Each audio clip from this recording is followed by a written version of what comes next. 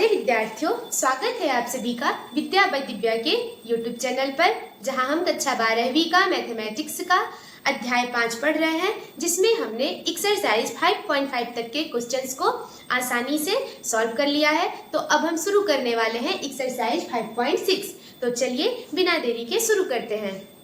तो बच्चों, एक्सरसाइज 5.6 को शुरू करने के लिए आपको पहले ये जानना बहुत ज़रूरी है कि इस एक्सरसाइज में हमको क्या पढ़ना है, किन किन फलनों के बारे में पढ़ना है, उनका अवकलन कैसे निकाला जाता है। तो चलिए पहले इस एक्सरसाइज के परिचय के बारे में हम लोग बात करते हैं, फिर हम लोग इस एक्सरसाइज के क्वेश्चंस को सॉल्व करेंगे।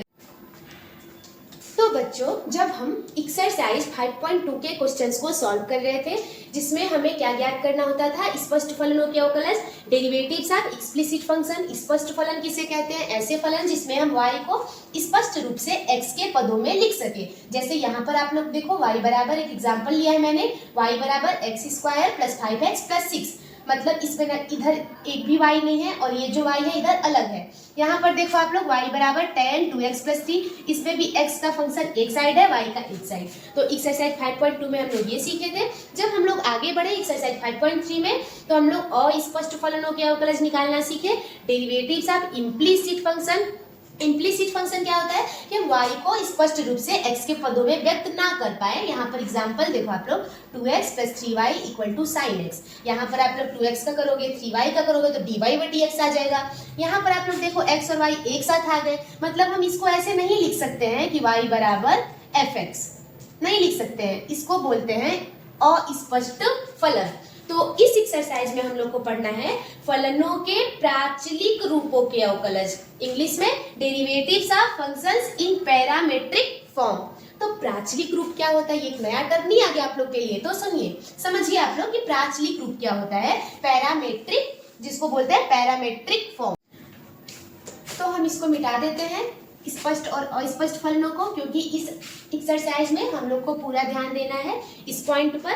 तो चलिए यहाँ पर देखते हैं आप लोग, इसमें हम लोगों को 5.6 में फलनों के प्राचलिक रूपों के अवकलज ज्ञात करने हैं। प्राचलिक रूपों क्या बोलते हैं? Derivatives of functions in parametric form. तो ऐसे फलन जो ना ही स्पष्ट होते हैं ना ही अस्पष्ट होते हैं, जो ना ही एक्सप्लिसिट होते हैं ना ही इम्प्लिसिट होते हैं। x और y के बीच में कोई भी डायरेक्ट रिलेशन नहीं होता है।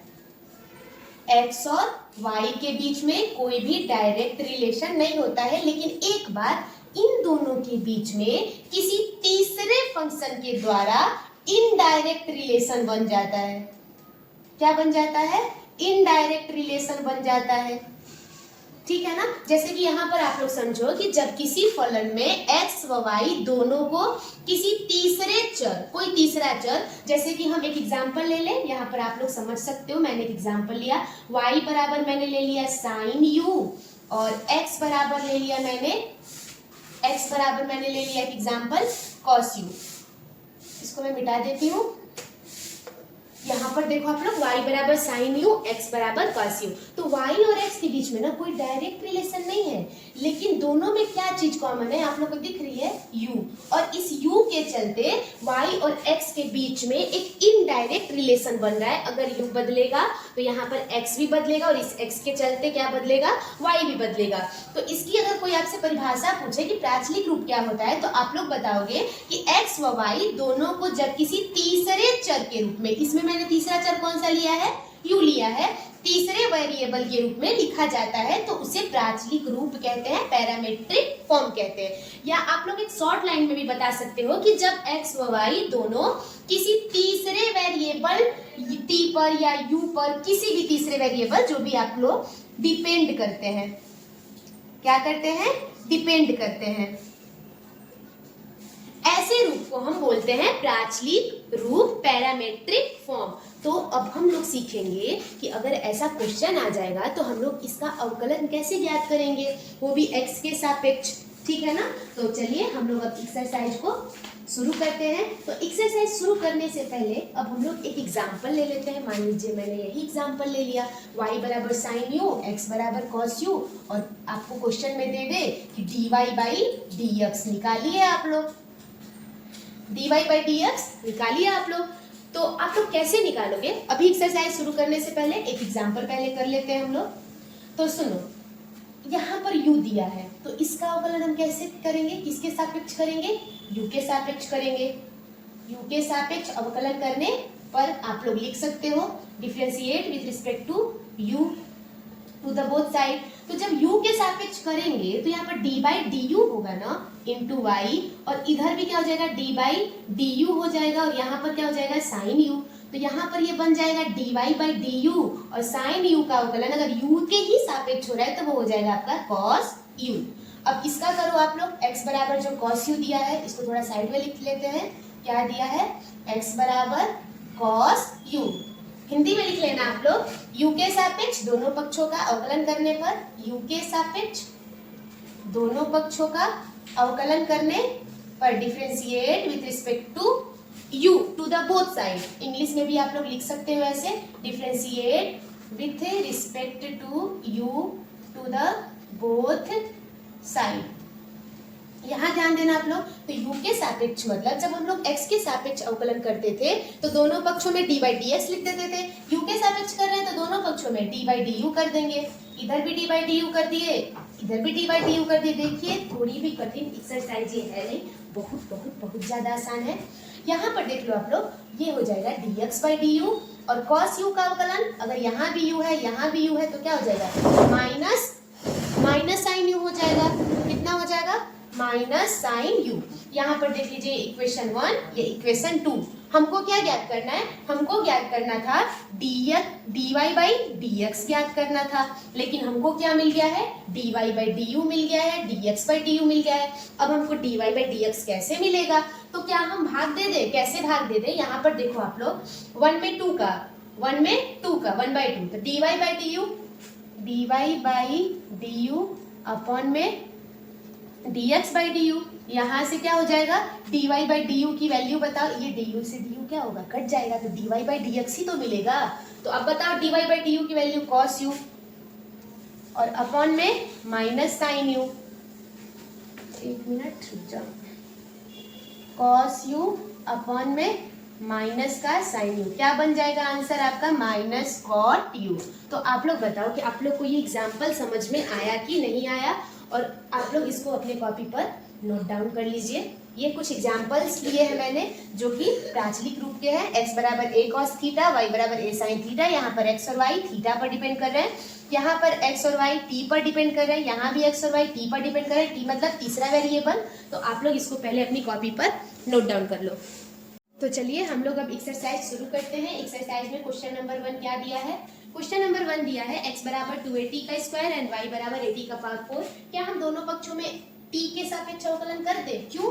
क्योंकि यहाँ पर x और y दोनों t से ही रिलेट कर रहे हैं। दोनों में तीसरा वेरिएबल क्या दिया है? t दिया है।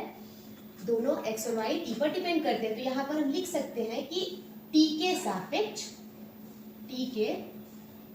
सापेक्ष दोनों पक्षों का अवकलन करने पर, t के सापेक्ष दोनों पक्षों का अवकलन करने पर, इंग्लिश में आप लोग लिख लो खुद से, differentiate with respect to t, x नहीं sorry, differentiate with respect to t to the both side, t to the both side. यहाँ पर भी आप लोग, वैसे पहले हम लोग इसको कर लेते हैं। तो चलो, t के सापेक्ष अगर करना है तो दोनों पक्षों में हम d बाई डी टी लिख दे। क्या किसी को दिक्कत नहीं है? तो यहाँ क्या हो जाएगा? यहाँ हो जाएगा dx by d t. 2a as a constant बाहर आएगा, हम यहाँ पर अवकलन करेंगे केवल t स्क्वायर का, dx by d t. 2a आ गया बाहर, यहाँ पर भी t, यहाँ पर भी t का t के सापेक्ष फार्मूला लगेगा x का पावर n वाला, nx का power n minus 1, t square है 2t हो जाएगा। और यहाँ पर इसको हम लोग ऐसे लिख सकते हैं क्या? dx बाई डी टी 2 दूना के 4at, equation number 1। Same process यहाँ पर भी होगा। यहाँ पर भी आप लोग ऐसे ही लिखोगे कि t के सापेक्ष दोनों पक्षों का अवकलन करने पर, t के सापेक्ष दोनों पक्षों का अवकलन करने पर, differentiate with respect to x बार बार बोल दे रहे हैं हम, विथ रिस्पेक्ट टू t अवकलन करने पर, अभी x गया है नहीं दिमाग से, तो चलो लिखते हैं यहाँ भी differentiate with respect to t to the both side. आप लोग लिख लेना इसको अच्छे से। तो t के सापेक्ष मतलब इधर भी d बाई डी टी लिख दो ना, और y लिख दो, और इधर क्या लिख दो, इधर भी लिख दो d by d T A T का पावर 4। आप लोग को समझ में आ रहा है? जहाँ नहीं समझ में आया आप लोग पूछ सकते हो। यहाँ पर हो जाएगा dy बाई डी टी, ए को बाहर निकालो, अवकलन कर दो t के पावर 4 का। यहाँ पर क्या हो जाएगा dy by d T A t के पावर 4 का अवकलन कितना होगा 4t क्यूब। जैसे t का पावर 4 है, पावर आगे आ जाती है, पावर में से एक कम करके ऊपर पावर लगा देते हैं। तो इसको दे देते हैं इक्वेशन नंबर 2। यहाँ पर अब हम लोग आते हैं, हम लोग को निकालना क्या था वैसे, किसकी वैल्यू फाइंड करनी थी, dy बाई dx की। अब dy बाई dx कैसे निकलेगा, जब हम इक्वेशन 2 में इक्वेशन 1 से भाग करेंगे। देखो dy ऊपर है ना, तो हमेशा dy वाले को ऊपर ही रखेंगे। तो 2 डिवाइडेड बाई 1, तो dy बाई dt को क्या करो, ऊपर लिख दो। dy बाई dt को मैंने ऊपर लिख दिया, और नीचे लिख देंगे हम dx बाई dt। अब आप लोग बताओ dy बाई dt कितना है, a4t का पावर 3 है, और नीचे है 4at। यहाँ से देखो 4 से 4 कट गया, a से a कट गया, t से t स्क्वायर कट गया, तो dy बाई dx आप बताओ कितना आ गया। तो dy बाई dx आप लोग का आ गया t स्क्वायर, और ये रहा आप लोग का क्वेश्चन नंबर 1 का आंसर। आप लोग इसको अपने कॉपी पर नोट कर लो जल्दी से, फिर चलते हैं हम लोग नेक्स्ट क्वेश्चन में।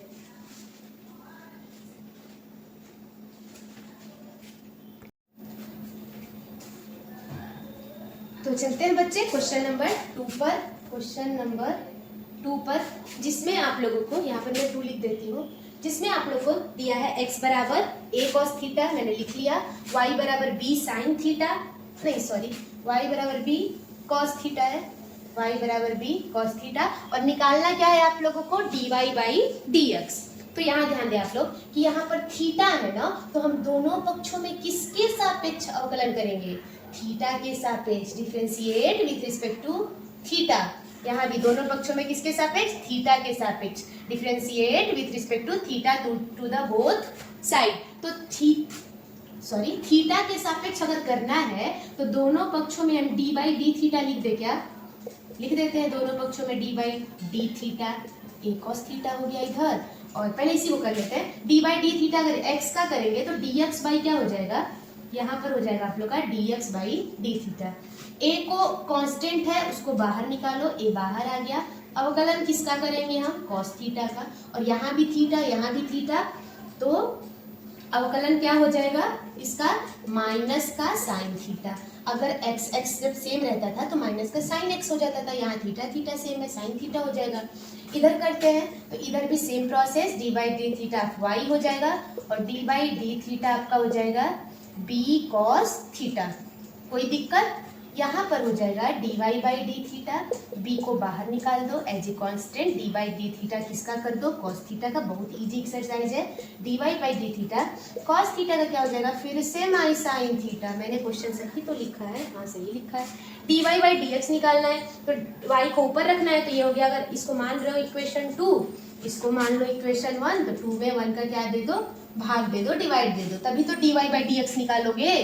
D Y by D theta करोगे, यहाँ पर क्या करोगे, D Y by D theta upon में D X by D theta, तभी तो डी थीटा से डी थीटा कटेगा और आएगा D Y by D X. यहाँ बताओ D Y by D theta की value minus B sine theta, D X by D theta की वैल्यू बताओ minus a sine theta, minus a sine theta. Minus से minus cut गया, sine से sine cut गया। आप लोग बताओ कि क्या d Y by D x मिल गया क्या, हाँ मिल गया। D Y by D x कितना आ गया हमारा, बी बाई ए, और ये रहा आप लोगों का क्वेश्चन नंबर 2 का आंसर।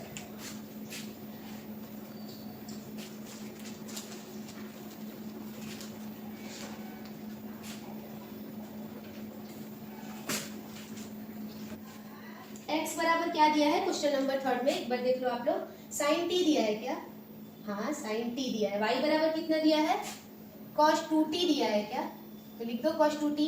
x के सापेक्ष दोनों पक्षों का अवकलन करो, सॉरी x के सापेक्ष नहीं, t के सापेक्ष, बार बार x आ जा रहा है, x के सापेक्ष, ठीक है एक मिनट, x के सापेक्ष नहीं, दोनों पक्षों में t के सापेक्ष अवकलन करने पर इधर भी, क्यों t के सापेक्ष, क्योंकि t ही एक तीसरा वेरिएबल है जो x और y को जोड़े रखा है। तो करते हैं t के सापेक्ष दोनों पक्षों में, तो d बाई डी टी हो जाएगा x बराबर हो जाएगा d by d t sine t. Sine t का अवकलन कौन नहीं जानता है, ये हो जाएगा dx बाई डी टी।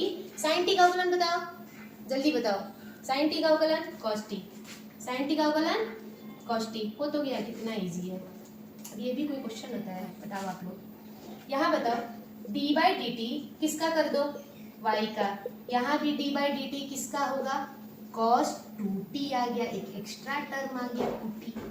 करते हैं, इजी ही है, d बाई डी टी करो। ध्यान दो लोग, हमारे पास फार्मूला cos t का होता है माइनस साइन टी, t के जगह पे 2t है, इसका मतलब हम 2t को t मान के करेंगे, तो पहले तो लिख देंगे माइनस साइन 2t, लेकिन 2t का अवकलन हमको दोबारा करना पड़ेगा, किसके सापेक्ष, t के सापेक्ष, तो लिख देंगे d by d t into 2t। तो यहाँ पर कितना आएगा dy by d t, minus sine 2t, और 2t का अवकलन 2 आ जाएगा बाहर, और t का t के सापेक्ष, t का t के सापेक्ष 1 हो जाएगा, जैसे x का x के सापेक्ष 1 होता है वैसे ही यहाँ पर हो जाएगा dy by d t minus sine 2t और 2 इंटू 1, ये भी आ गया।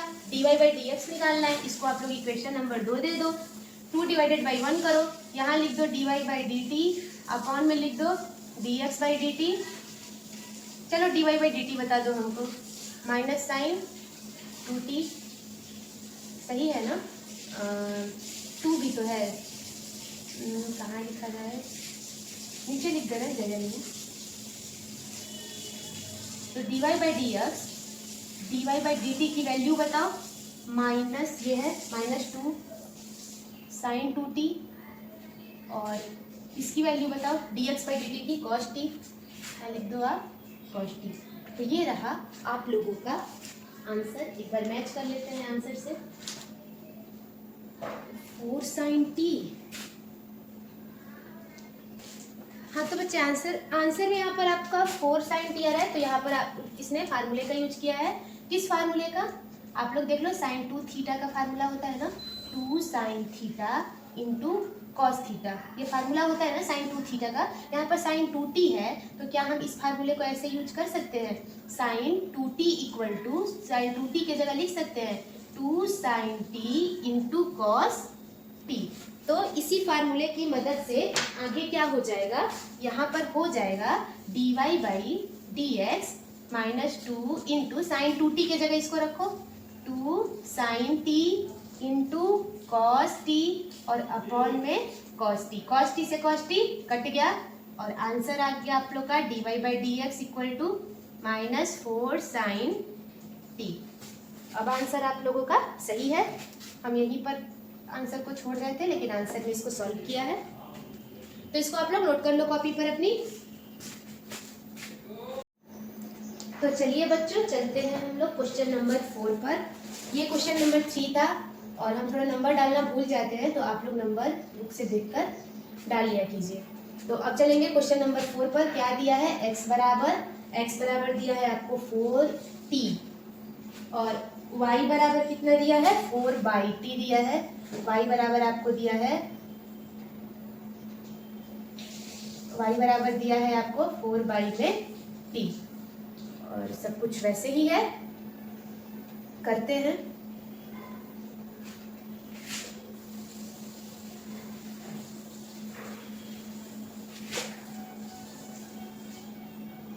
तो चलिए पहले इधर का करते हैं, तो t दिया है तो t के सापेक्ष ही करेंगे, तो इधर भी d बाई डी टी कर दीजिए x का, और इधर कर दीजिए d by d T 4t का।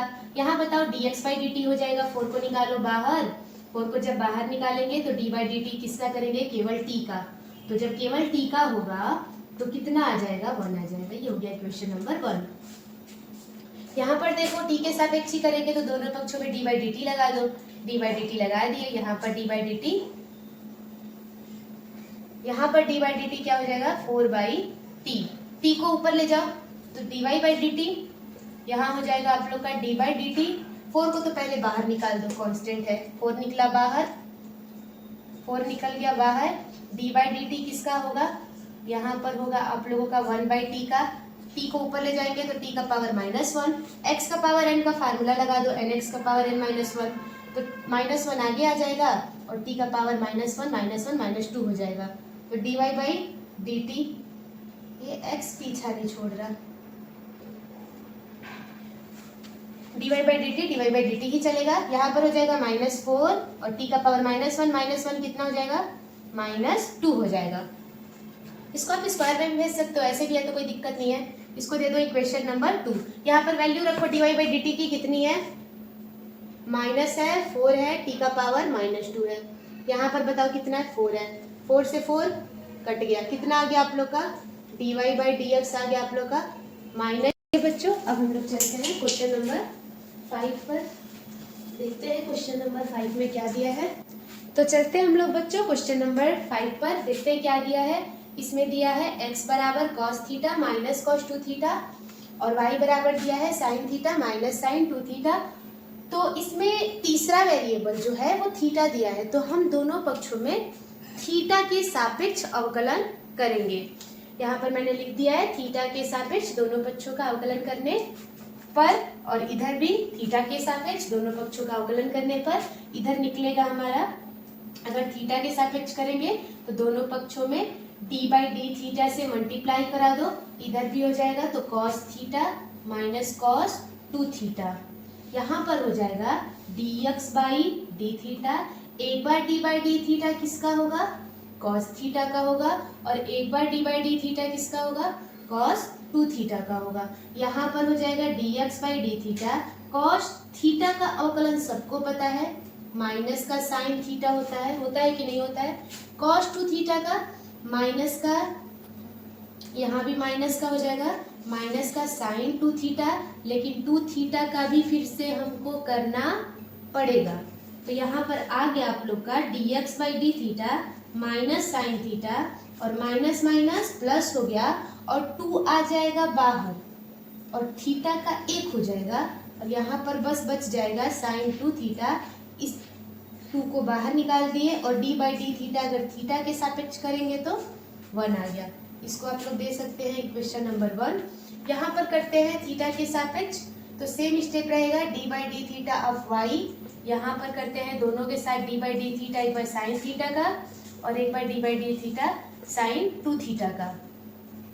यहाँ से हो जाएगा dy/d थीटा साइन थीटा का अवकलन cos थीटा, साइन 2 थीटा का हो जाएगा cos 2 थीटा, लेकिन हमको यहाँ पर d/d थीटा 2 थीटा का फिर से करना पड़ेगा। तो dy/d theta cos theta minus 2 theta का जब करेंगे तो 2 आ जाएगा बाहर, 2 को मैंने ला दिया बाहर, और यहाँ पर अवकलन केवल थीटा का करेंगे तो वो हो जाएगा 1। इसको दे दो आप लोग इक्वेशन नंबर 1। यहाँ पर लिख दो आप लोग, dy/dx निकालना है तो पहले हम dy/d थीटा लिखेंगे ऊपर, उसके बाद अपॉन में लिखेंगे dx/d थीटा, तो यहाँ से निकल जाएगा आप लोग का dy/dx। तो चलिए आप लोग पहले बताओ dy/d थीटा की वैल्यू क्या आई है, cos थीटा आया है -2 cos 2 थीटा, और यहाँ से dx/d थीटा की वैल्यू बता दो -sin theta and +2 sin 2 theta. और ये रहा आप लोगों का आंसर क्वेश्चन नंबर 5 का। इसको आप लोग नोट कर लो।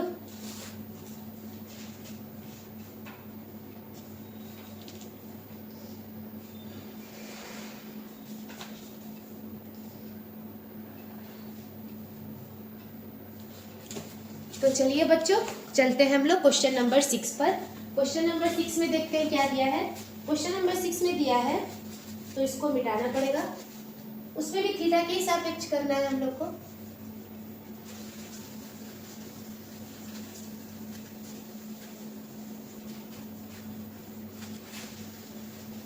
तो हम इसको नहीं मिटा रहे हैं क्योंकि थीटा के सापेक्ष ही करना है, तो dx/d थीटा इधर आएगा ही, dy/d थीटा इधर आएगा ही, तो कुछ चीजें छोड़ दे रहे हैं क्योंकि हमको दोबारा दोबारा लिखना ना पड़े।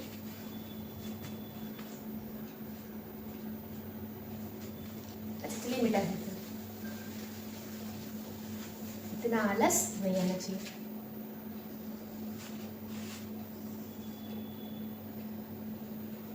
With respect to theta. Question क्या है? x बराबर, क्वेश्चन नंबर 6 देखो आप लोग। क्वेश्चन नंबर 6 में दिया है x बराबर a, ब्रैकेट में दिया है थीटा माइनस साइन थीटा, और y बराबर क्या दिया है? y बराबर दिया है आपको a, ब्रैकेट में 1 प्लस कॉस थीटा। तो करते हैं अवकलन थीटा के सापेक्ष। देखिए कैसे करेंगे, इधर करेंगे तो D by D theta fix हो जाएगा, और इधर भी डी बाई डी थीटा कर दो। किसका किसका? a का थीटा माइनस साइन थीटा का। तो अवकलन जब करेंगे तो ये तो सबसे पहले बाहर आ जाएगा एज ए कांस्टेंट। अवकलन किसका होगा? सबसे पहले होगा थीटा का, और उसके बाद होगा आपका साइन थीटा का। आप लोग बता दो, थीटा का अवकलन 1 होता है और साइन थीटा का अवकलन कॉस थीटा होता है। इसको दे दो इक्वेशन नंबर 1। इधर आते हैं तो डी बाई डी थीटा अब y हो जाएगा, और एक को बाहर निकाल दो। एक बार डी बाई डी थीटा किसका कर दो? 1 का, और प्लस लिखो, प्लस है तो, और एक बार डी बाई डी थीटा किसका कर दो? कॉस थीटा का।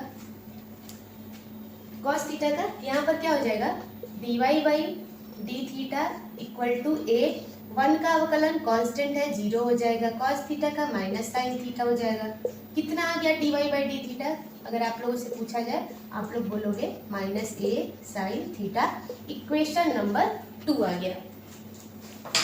तब यहाँ पर वैल्यू रखते हैं, d Y by D theta की वैल्यू बता दो ऊपर वाले की, माइनस, पहले लिख लेते हैं d Y by D x, इसकी वैल्यू है माइनस a साइन थीटा, और अपन में a 1 माइनस कॉस थीटा।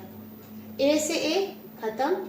अच्छा यहाँ पर हम फार्मूला यूज कर सकते हैं ना इस 1 को कटाने के लिए। कौन सा फार्मूला? हम यहाँ पर 2 फार्मूला लिख रहे हैं, इन्हीं दोनों फार्मूलों का हम यूज करेंगे अभी। पहला फार्मूला, फार्मूला नंबर 1, आप लोग को पता है ना कि साइन 2 थीटा क्या होता है? होता है 2 साइन थीटा इनटू होता है कॉस थीटा। यहाँ पर अगर 2 होता है तो यहाँ पर 1 होता है, और अगर इसी से हम पूछ दे कि साइन थीटा का फार्मूला क्या होता है, तो 2 का आधा 1, तो साइन थीटा का फार्मूला हो जाता है 2 साइन, यहाँ पर 1 है तो 1 का आधा theta by 2 cos theta by 2, ये फार्मूला होता है। सुनो, यहाँ पर 2 थीटा है तो यहाँ पर फार्मूले में 1 थीटा, तो यहाँ पर 1 थीटा अगर है तो फार्मूले में क्या हो जाएगा? आधा थीटा। यहाँ पर एक फार्मूला होता है, आप लोग को पता होगा, cos 2 थीटा बराबर 1 माइनस 2 साइन स्क्वायर थीटा। तो यहाँ पर बस हमको cos थीटा चाहिए, तो यहाँ पर क्या हो जाएगा? 2 साइन स्क्वायर थीटा बाई 2 हो जाएगा फार्मूले में। यहाँ पर 2 होता है तो यहाँ पर 1 होता है, तो यहाँ पर 1 है तो यहाँ पर आधा होगा। तो इसको रखते हैं यहाँ पर, d Y by D x is equal to sine theta की वैल्यू बताओ, 2 sine theta by 2 into cos theta by 2। Already यहाँ पर माइनस लगा हुआ है, 1 को 1 लिख दो, माइनस कॉस थीटा की, कॉस थीटा का फार्मूला बताओ 1, और यहाँ पर माइनस है, ये बन जाएगा plus 2 sine square theta by 2। 1 से 1 कट गया, ये प्लस कैसे बना? क्योंकि यहाँ पर ऑलरेडी माइनस है और फार्मूले। तो विद्यार्थियों, आज के इस सेशन में हमने एक्सरसाइज 5.6 के क्वेश्चन नंबर 1 से क्वेश्चन नंबर 6 तक के क्वेश्चंस को सॉल्व किया है। नेक्स्ट क्लास में हम क्वेश्चन नंबर 6 के आगे के क्वेश्चंस के बारे में बात करेंगे। और अगर आप लोगों को यह वीडियो पसंद आई तो आप लोग इस वीडियो को लाइक करें, शेयर करें, और आपको किसी भी क्वेश्चन के किसी भी स्टेप में या किसी अदर क्वेश्चन से भी कोई समस्या हो तो आप लोग कमेंट सेक्शन में बेझिझक पूछ सकते हैं, हम उसका रिप्लाई करेंगे। और आप लोग चैनल को सब्सक्राइब करना ना भूलें। धन्यवाद।